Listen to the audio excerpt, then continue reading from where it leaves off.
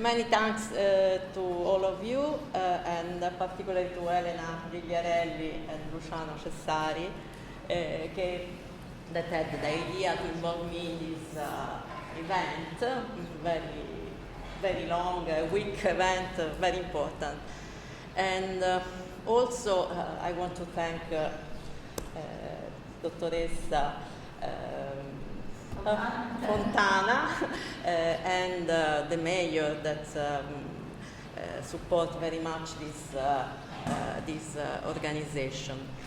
So the task that I have today is to present to you a little bit Poggioreale, and starting from the events, the seismic events that produced the current situation that you will see later in the afternoon on the field. So everybody knows about this earthquake that occurred in 1968, and thanks to Valentina Macca that is here, we have this study on this earthquake, and because she's finishing his PhD thesis, and the topic is just the preservation works after seismic events, and she studies the big Italian events after the Second World War.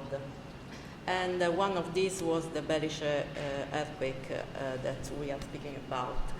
So it's important to know that the condition of Poggioreale Antica come from some decisions that were done just in the aftermath of the earthquake. In this table you can see the area involved, the macroseismic intensity, the population involved, died people and injured people, so you can understand the dimension of these seismic events. This slide is just to show you, to the people that doesn't know this territory where we are, the focus of the territory is the River Belice, and the River Belice has two branches, the right and the left branch, and you can see this beautiful valley that is already in this condition, so it's a very well preserved landscape. But coming back to the seismic events, everybody knows that the most hit towns were these four: Gibellina, Poggioreale, Salvaruta, and Montevago. For these four towns, the decision was to relocate with the foundation of new cities. This was decided just some months after the earthquake, because the situation was defined too much difficult, and it was impossible to intervene on the existing, pre-existing build-up. These are some pictures of the disaster, and you can see the amount of buildings that were involved in this damage. And so for these four towns, the decision was to relocate. This sentence is very impressive because it was written after the survey of the damage in the month following the events, and they said that the construction on site would be impossible, just clearing rubble and would entail as less improbable work. So they had no doubt to left the original villages and to move in another place. It's interesting to see these four towns from the above, in this picture, because you can understand the level of damage, and it's quite clear that Poggioreale was in a different situation in comparison with the other three. So maybe the reason to the relegation were much more complex than just the damages. So the reconstruction process started. It was long, and because you can understand that they had to find the site, the new sites, and projects were needed to start the relocation of new town, but the preservation was not taken into account. Okay, we have to think about the historical period in which we are dealing with, and so it was too early to speak about preservation. Also, we have to consider that this event, the seismic event, was the first big event after the war. So the impression was very, very strong. But motivation about the decision to relocate can be recognized in, for example, state centralization of the reconstruction process. We know that in Italy this was quite different in the following of our history about the earthquake. Also, a question was about the socioeconomic situation of this area. So the people was not rich at all, and so there was also a push to have new houses and new services and so on. And the third one, this is Valentina slides about research. There were other disasters, as a Vaillant disaster, that show this way to move the villages in another safer place. So we have to understand the period we are speaking about.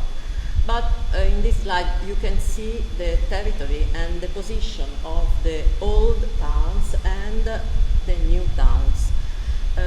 So they decided to move. Only Gibellina was moved far away from the original place, and generally they moved to be closer to the new infrastructure, the new road that were going to be established. But the interesting is, and I mean, it's not una critica. It's not. I don't want to be critical about this, but it's just to understand the period we are moving on. They decided to reconstruct this town, thinking that the population will be increasing. And so, for example, for Poggioreale, that at the moment of the earthquake had less than 3,000 people, they founded a settlement of 500 people. And the same parameters you can see for the other three towns, and we can compare with today's population that is less a quarter of the existing built up. So there is also today a problem to preserve also this new town that is a very big and very expensive situation. So now we have to pass to think about what was the remain treated, who was taking account the abandoned part of the towns. And this picture permits you to see what is today the situation of the old town of Salaparuta, Gibellina, and Montevago. You know the Cretto di Burri because it's very well known, but also this situation in Montevago too, you see what is the present state. It's clear that people was involved so much in the reconstruction of the new town that it is clear that they cannot think about to the whole town. So the problem was this abandonment, and also they wanted to stop to think about the earthquake and to have a new life. This was also, in my opinion, the reason of this completely abandoned. So nobody, no the administration, no the people were thinking about the old houses. So coming to Poggioreale, we can see some picture of the current condition. You have to know that this is a foundation and 17th century foundation town. There are a lot in Sicily, in the inner territory of Sicily, more than 100, I think, and it was placed in this beautiful land, and this land was an agricultural land, very rich, and this is a picture of today's situation, and you can see this is important for the on-field work we are going to have. This is the remains of the tower bell of Chiesa Madre, and this Palazzo Agosta, that is one of the building placed on the main street, that is Corso Umberto.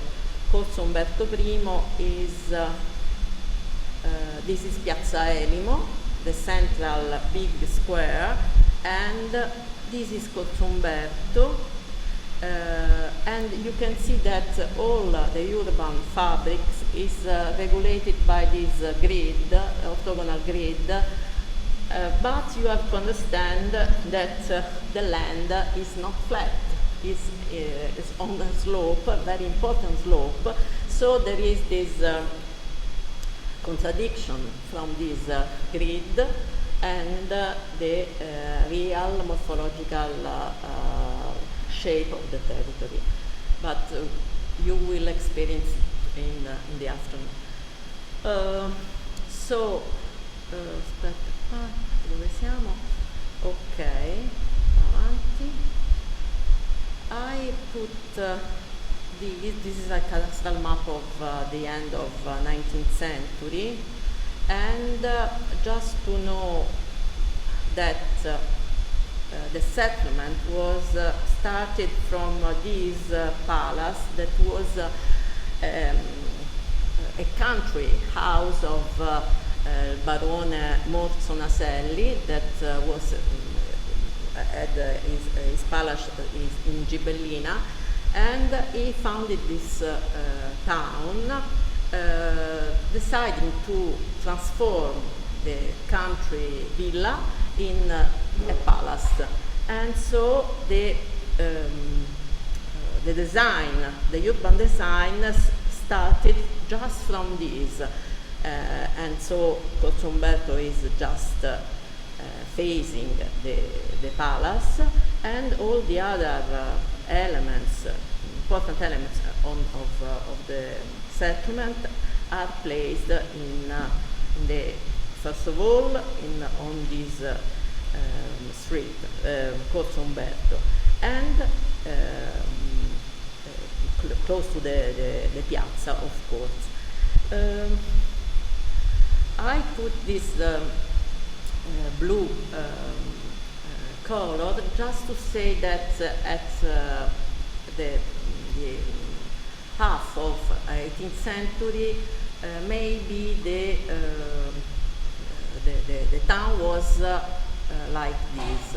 So with the Chiesa Madre here, okay, the palace, but also this Palazzo Agosta and this palace of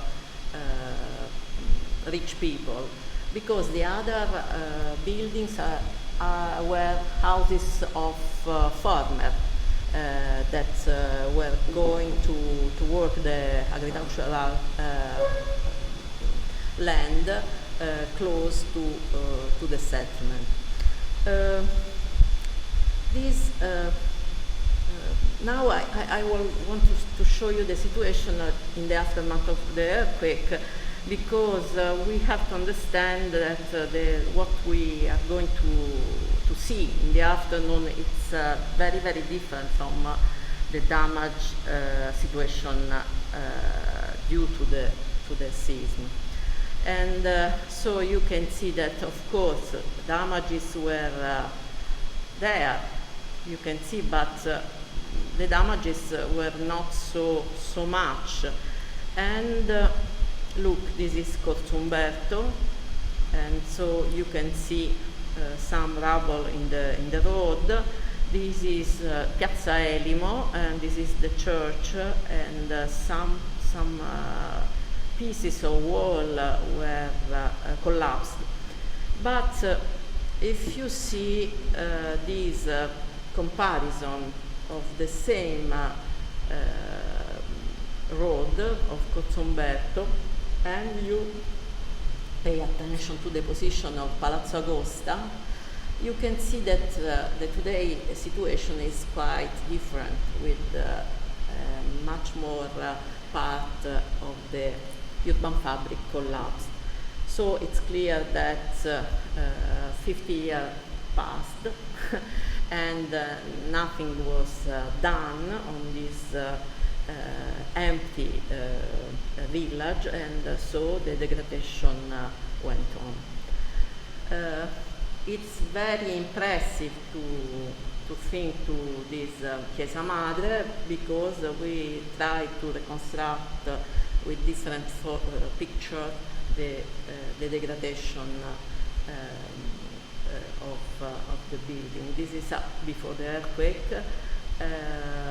So you can see the facade. This is this step stair to go to the Chiesa Madre, the facade with the tower bell, and this is a picture immediately after the earthquake. And so what is the difference?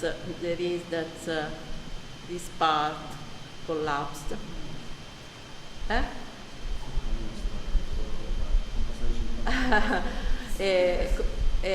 But the facade is in here. We will see, because we found also this picture, and so it was there standing, but it was hidden. There are cracks. We can see cracks, but okay, we could manage at the time, of course. But in the early 2000s, the facade collapsed, because, of course, after decades, it's a normal evolution. And after 10 years, in 2010, also the tower bell went down. So,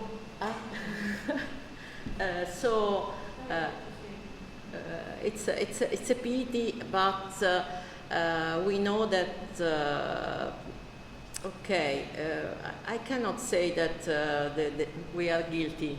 We or the people here are guilty.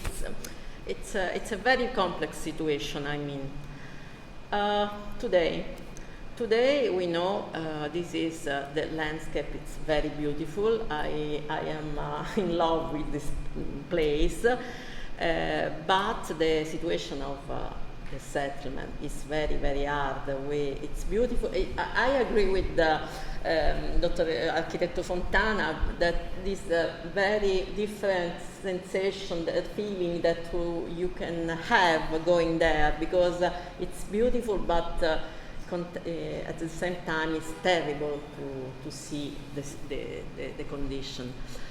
But I cannot repeat, because I think that the mayor told some of these points that I put here, because in last years, and one of the very important points is the landscape plane that Architetto Fontana told us that is a very good instrument for the protection of Poggioreale. And so here you can see good things, and also these critical events that are going on in Poggioreale. That is this Modex Sicily, that is something that the firemen organize, I don't know, every 3 years, because they use Poggioreale Antica as a real on-field, come si dice, esercitazione? Training camp. And during this training camp, they used to also to alterate the situation of the ruins. So this is an anthropic danger that we have to manage, because I'm not of the idea to tell, okay, stop at all, but to find a part of the settlement that we can organize for this purpose. But in 2021, happened this agreement between the municipal administration and the regional department of civil protection. And on this agreement, we were called to work on this place. And particularly, they asked us to study which kind of intervention could be done to permit people, visitors, to enter in safety. That is the first step to recover the settlement, of course. And so we started to study. This is a part of the group. In the first, we were wearing mascherine because we were in the period of COVID, and we tried to understand. First of all, of course, we used laser scanner and drone. This is the model of the interior settlement, and where I put some flags with the most important edifici. Come si fa questo? This is the Corso Naselli Palace. This is the Chiesa di Sant'Antonio, and in front of this there is the school that is a 30s buildings, and here there is the remains of lyrical theatre that was built after the unification of Italy, because it's important to understand that this was a real city that had improvement in every period, and the unification meant that they had new services. The school, this is a new school, but there were another school from the second half of the 19th century, And there is the municipio, and there is the Sun Palace, very, very beautiful, that contain a lot of remains of the city life. And this is important because we spoke about immaterial documentation, and we think that Poggioreale is a very, very important place to reconstruct the city life and the work life of the people, the community that was living there. In the beginning of our work, we studied, of course, the bibliography, and we found some PhD thesis, and this is in particular from a work of Guglielmini and Lucchesi. It's a PhD thesis of University of Palermo, and this researcher tried to understand the evolution of degradation from the earthquake to the present day. And it is important to understand how the degradation is going on. It's like it's very clear from these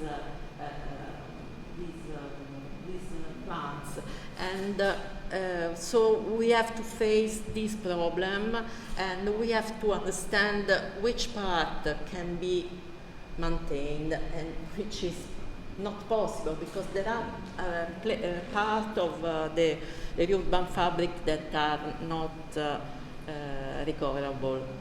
Okay, it's important also that in Google Map you can find the different years picture, so you can follow this degradation. And I want to come back for a while in the aftermath of the earthquake. We have a good picture about this. From this picture you can see how the most affected... che ho fatto, no?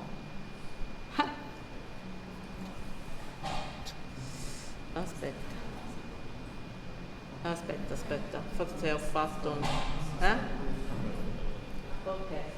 The most affected part are this, and this. So down, up, and in this part, also in this part. So the much peripheric part of the urban fabric. And you can see, because it's clear that part of these are collapsed, roof are lacking, and so on. So helped also by the study of the researcher I told before you, I tried to put here the situation, the much more damaged area in red. And we had the lucky to find also the original picture of the survey after the earthquake. And you can see here, because of Sant'Antonio, you can see that the houses are standing. Some are collapsed, but in the most central part, there were not so big damages. And look here. We just spoke about the church, but look, Palazzo Bortonaselli, that today is completely down. Look, all the roofs are here after the earthquake. The church, look, it's in here. And look around. Yes, there are some collapse, partial collapse, but the situation was not so bad. And also this is very interesting. This is in the aftermath of the earthquake, and this is today. So you can really see what the time is going on the settlement. Also Valentina Come devo fare per far partire il video? Così forse? No. Non fa? Sì, ora parte. Ecco, questo, this is a nice, this is a Modex Sicily fireman training camp. But it's nice to see, this is the block we saw yesterday. Ecco, this is the downstream part of the town.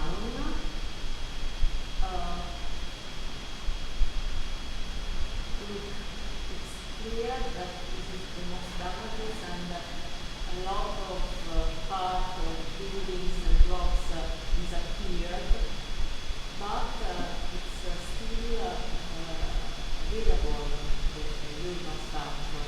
This is the circuit to the church. Just a moment. Vediamo.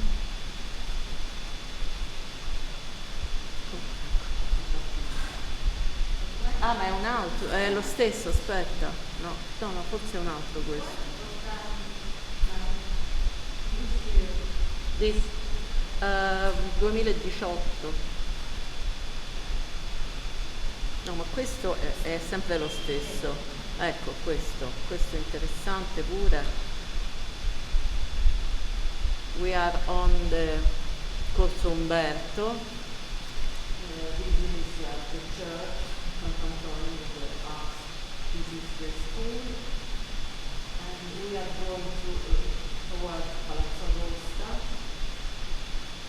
And now we are on the top of Palazzo Maselli, that are this beautiful square court inside, very, very beautiful. I think it is a place that we have to recover and we have to preserve. And this is the fish market, a new building from 30s again, and as you can see, it was a real city. All this is the garden of Palazzo Maselli, that is come si dice, un giardino pensile. Sorry for my English, it's very bad, I know. Okay. Which kind of conservation? Because, okay, tomorrow we will enter in the results of the analysis we did with our work. But the first thought was which kind of conservation we can imagine for this place in that condition. And so it's clear that there is a part very significant that is related with the identification of the significant spaces for the community. The oil mill we saw yesterday, the lyrical theater, and the church. We have 7 churches in Poggioreale. They are there in different conditions, but we have to take care of all of them, I think. And the interior spaces with the vault, with the technical constructive. That Poggioreale is a place where you can see the time passing through the constructive techniques. So the Baroque, as the mayor said, but also the beginning of 20th century, and also later on. It's very, very important, and this is very important. This is very impressive. The amount of decorated vaulted that you can see also today. You can see a lot of these. These are just a few of what you can see there.